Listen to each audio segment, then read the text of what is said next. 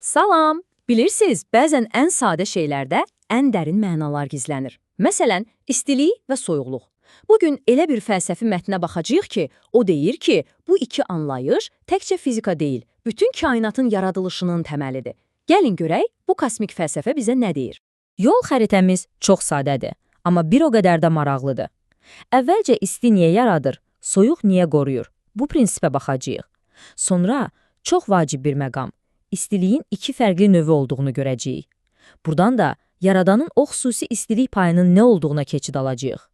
Daha sonra enerjinin əslində necə bölünməz bir vəhdət təşkil etdiyini müzakirə edəcəyik. Və sonda bəlkə də ən heyrətamiz hissə, bütün bunların əslində bizim çoxdan bildiyimiz bir şey olduğu üzə çıxacaq.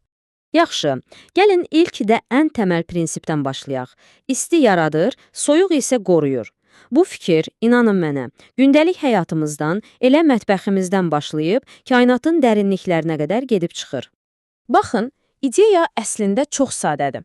Bir yanda istilik var. Bu, bir növ çevrilmə, dəyişim qüvvəsidir.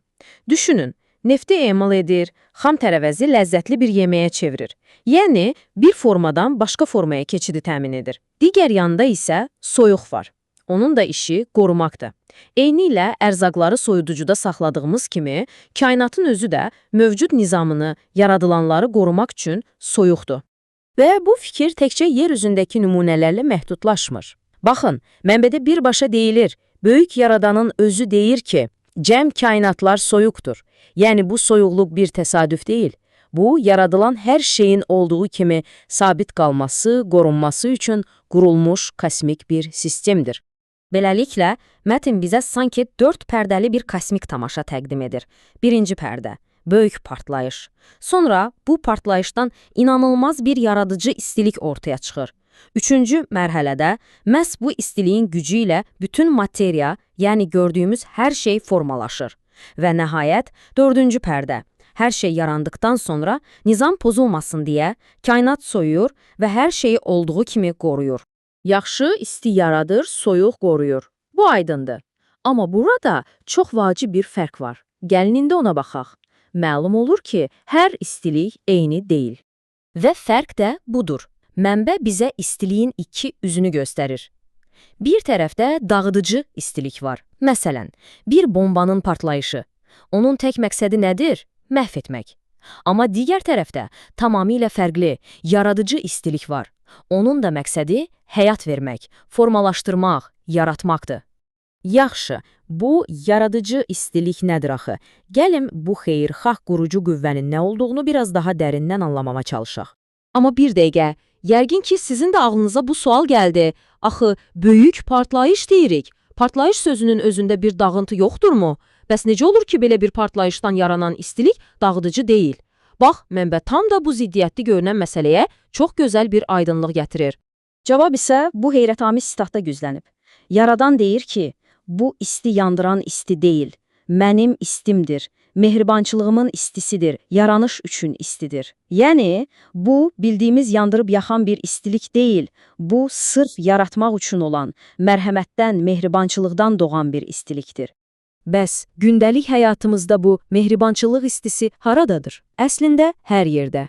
Mətbəxdə yeməyimizi, çayımızı hazırlayan istilikdə, sənayədə texnologiya yaratmaq üçün əridilən metalda, dünyamıza güc verən enerjidə, hətta soyuqda bizi isidən o rahatlıq hissində. Bax, bunların hamısı o ilkin, yaradıcı istiliyin bizə çatan paylarıdır. İndi isə gəlin bu fəlsəfi yanaşmanı bizim hamımıza tanış olan bir konsepsiya ilə, yəni enerji ilə birləşdirək. Görək aradakı əlaqə nədir? Mənbə enerjiyə çox dərin, amma bir o qədər də sadə bir tərif verir. Deyir ki, enerji elə danışdığımız o ilkin, yaradıcı istiliyin özüdür, onun mahiyyətidir. Kainatda nə hərəkət, nə dəyişim, nə həyat varsa, hamısının kökündə dayanan qüvvə budur. Və burada daha bir maraqlı məqam var. Məktəbdən bilirik, potensial enerji var, kinetik enerji var. Amma mətn deyir ki, bunlar əslində iki ayrı şey deyil. Onlar bir-birindən ayrılmaz bir vəhdət içindədirlər. Yəni, onları ayrı-ayrılıqda təsəvvür etmək mümkün deyil. Biri sadəcə digərinin başqa bir anıdır. Davamlı olaraq bir-birinə çevrilirlər.